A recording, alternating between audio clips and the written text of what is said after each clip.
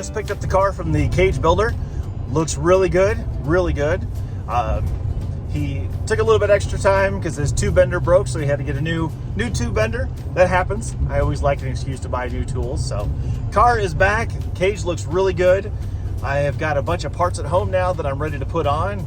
I am really excited to get back and get to work on it. We've got about 8 weeks until the race at Audubon, so it's kind of crunch time. All right, out here my work clothes again. Gonna get some more work done in the car. So I was gonna have Kurt talk about the cage, the guy that built the cage, but we got talking about other stuff and I loaded the car up and I left, so I totally forgot to do that.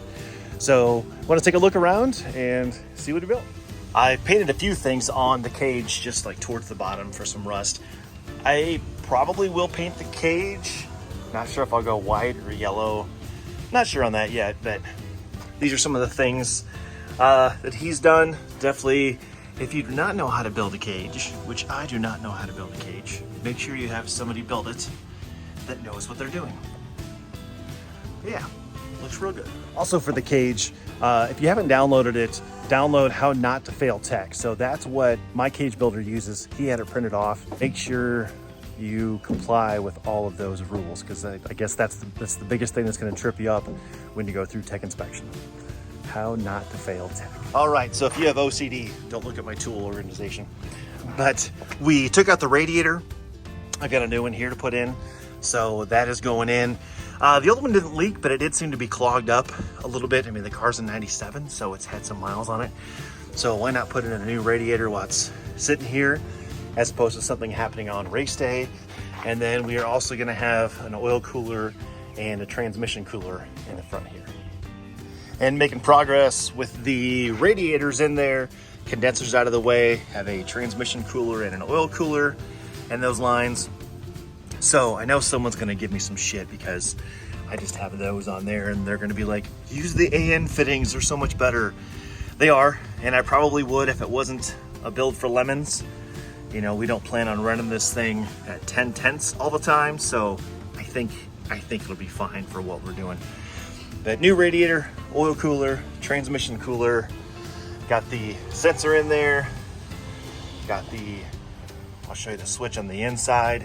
When you run through the firewall, like over here, make sure you use grommets. That is on tech and also will help prevent your wires from rubbing on the metal and cutting.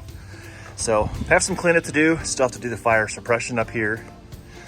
And then I have, pardon my messy yard, kill switches in, still need some stickers.